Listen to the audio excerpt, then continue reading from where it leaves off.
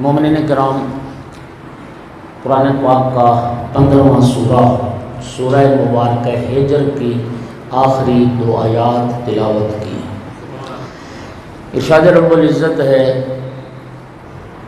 فَسَبِّحْ بِحَمْدِ رَبِّكَ، محبوب اپنے رب کی حمد کے ساتھ تسبیح بیان کرو، وَقُمْ مِنَ السَّاجِدِينَ، اور سجدہ کرنے والوں میں سے ہو جاؤ،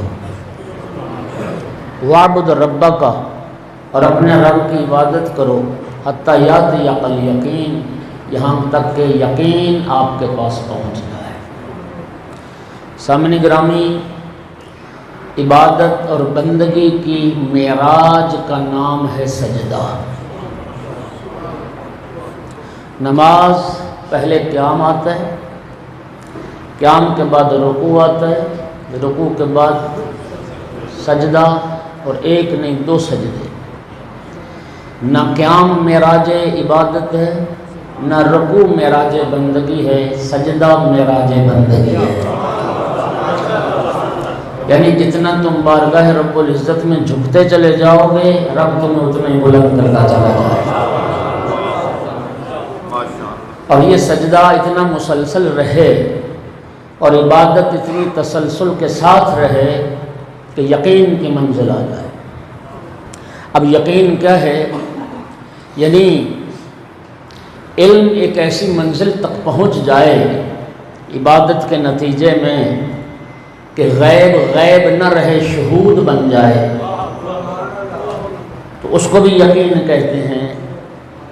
اور یہاں تک عبادت کرو کہ موت آ جائے، موت کا بھی دوسرا نام یقین ہے، کیونکہ موت کے نتیجے میں بھی انسان ان چیزوں کو دیکھنے لگ جاتا ہے جنہیں وہ پہلے نہیں دیکھ رہا ہوتا۔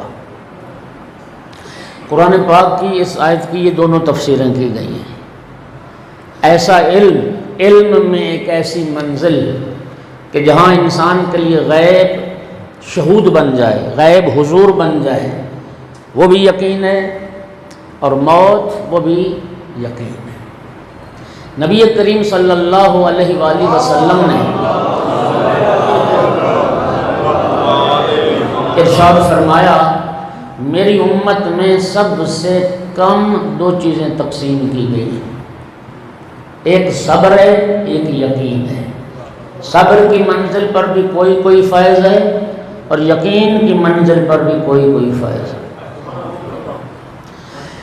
امام رضا علیہ السلام نے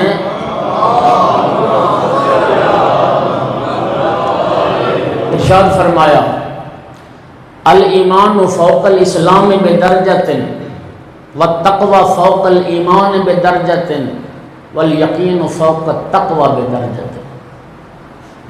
ایک ہے اسلام، اسلام سے بڑھ کر ایک درجہ ہے جسے ایمان کہتے ہیں، ایمان سے بھی ایک بلند تر درجہ ہے جسے تقوی کہتے ہیں، اور تقوی سے بھی ایک بلند منزل ہے جسے یقین کہتے ہیں۔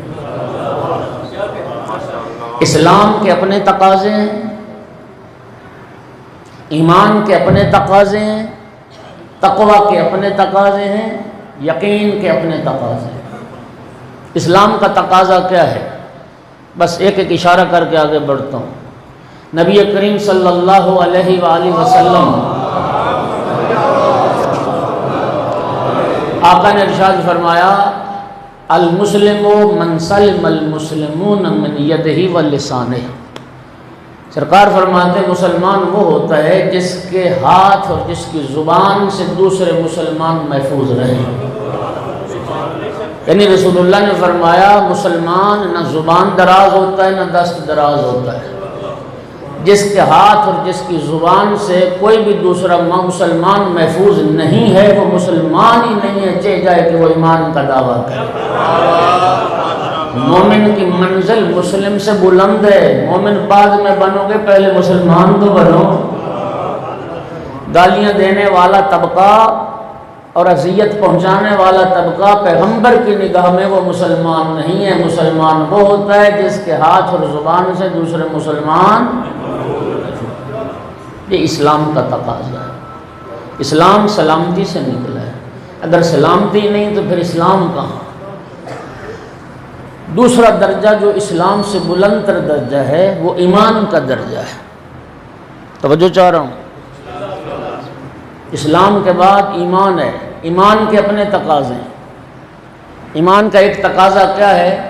سرکار نے فرمایا اعلم ان اللہ معک حیث ما کنت، تمہیں یہ علم ہو کہ تم جہاں بھی ہو اللہ کے محضر میں ہو اور رب تمہیں دیکھ رہا ہے اور رب تمہارے ساتھ۔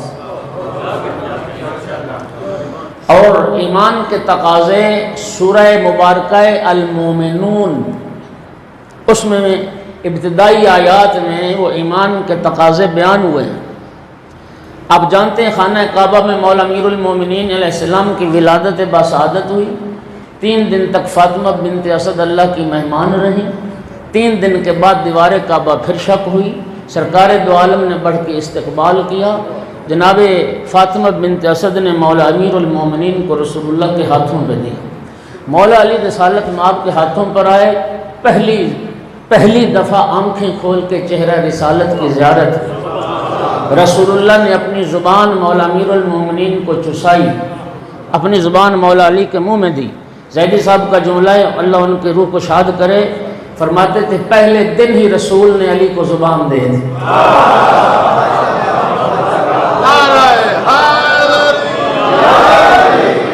لعاب رسالت کو چوسا، پھر سرکار نے فرمایا یا علی کچھ سناؤ، 3 دن کا بچہ دست رسالت پر، یا علی کچھ سناؤ، عرض کی یا رسول اللہ ما کرو، کیا پڑھوں، تورات پڑھوں، زبور پڑھوں، انجیل پڑھوں یا قرآن؟ سرکار نے فرمایا یا علی قرآن سناؤ۔ مولا علی علیہ السلام نے پتہ کس سورت کی تلاوت کی؟ جو آپ کے نام کا سورہ قرآن ہے، سورہ مومنون، سورہ مومنون کی تلاوت کی، بسم اللہ الرحمن الرحیم، قد افلح المومنون، تحقیق مومن فلاح پا گئے، تحقیق مومن کامیاب ہو گئے۔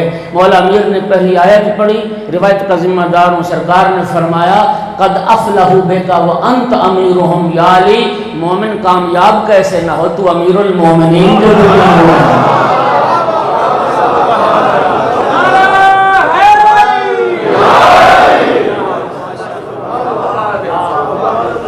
اب یہ ایمان کے تقاضے بیان ہو رہے ہیں سورہ مومن، قد افلح المومنون، تحقیق مومن فلاح پا گئے۔ کون مومن فلاح پا گئے؟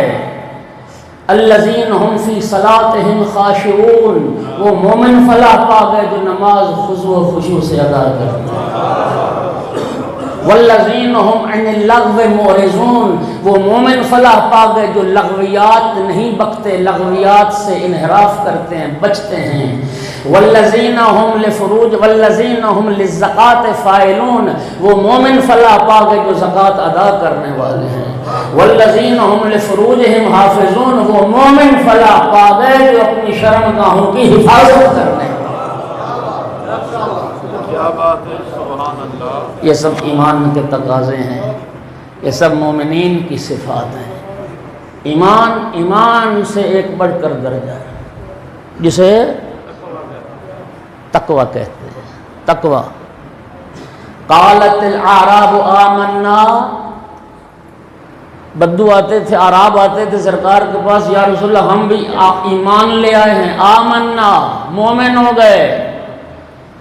اللہ پاک نے فرمایا محبوب ان سے کہو تم ابھی مومن نہیں ہوئے، یہ نہ کہو کہ آمنا، بلکہ یہ کہو کہ ہم اسلام لے آئے ہیں، ابھی مومن نہیں۔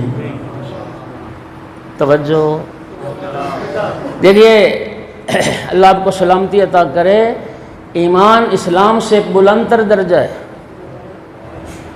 توجہ چاہ رہا ہوں، 3 بیماریاں، ان تینوں بیماریوں سے بچو، شرک سے بچو، کفر سے بچو، منافقت سے بچو۔ اور ان تینوں بیماریوں کا علاج اسلام نے کیا بتایا؟ لا الہ الا اللہ صدق کے دل سے پڑھو، شرک سے بچ جاؤ گے۔ محمد الرسول اللہ صدق کے دل سے پڑھو، کفر سے بچ جاؤ گے۔ علی ولی اللہ صدق کے دل سے پڑھو، منافقت سے بچ جاؤ گے۔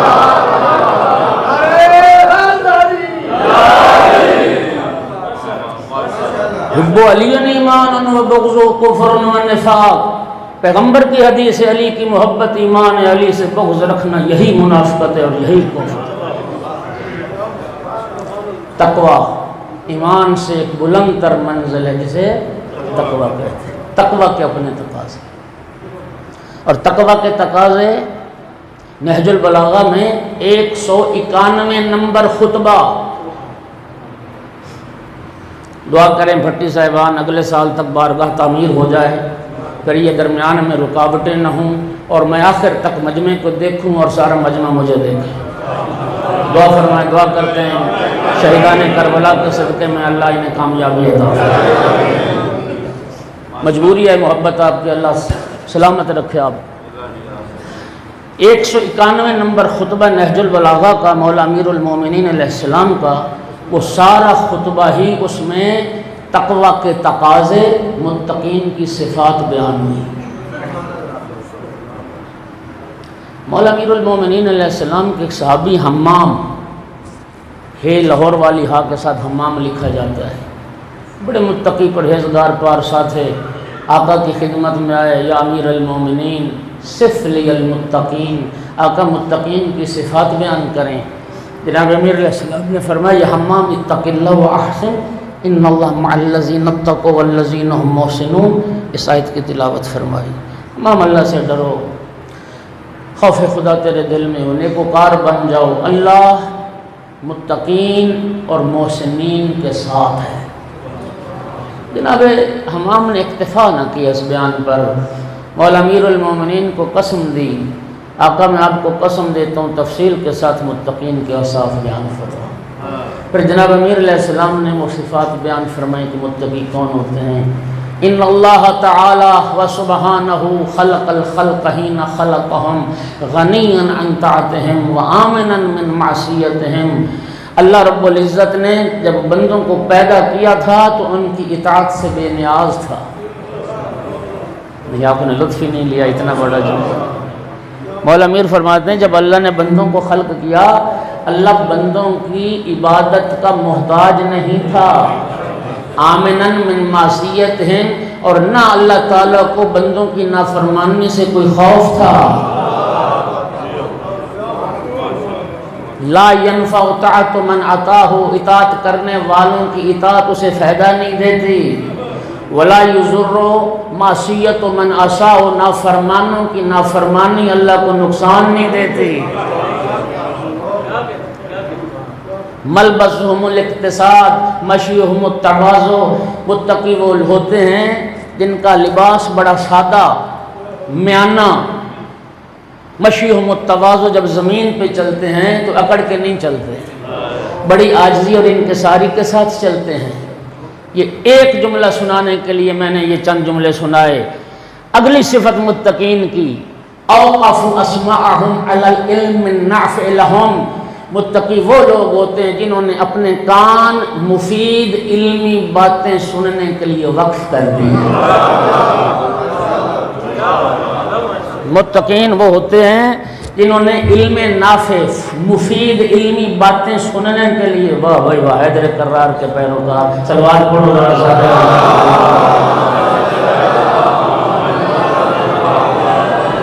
مفید علمی باتیں سننے کے لیے جنہوں نے اپنے کان وقف کر رکھے ہیں، یہ ہے متقین کی صفات۔ پڑھتے چلے گئے امیر المومنین، صفات بیان کرتے چلے گئے۔ خدا کے لیے آج کی مجلس وسیلہ بن گئی۔ دوستو، مولا امیر المومنین کا کلام ہے، جس مولا کے تم خود کو شیعہ کہلاتے ہو، خدا کے لیے ایک بار ضرور ترجمے کے ساتھ مولا امیر علیہ السلام کا یہ خطبہ ضرور پڑھ لینا۔ چلو کم از کم ہمیں پتہ تو چلے نا کہ متقی کون ہوتے ہیں، مولا امیر المومنین کی نگاہ میں متقی کیسے ہوتے ہیں۔ اور جب متقین کی صفات پڑھ لو گے پھر سوچنا کہ جب متقین کا مقام یہ ہے تو پھر امام المتقین کا مقام ہے۔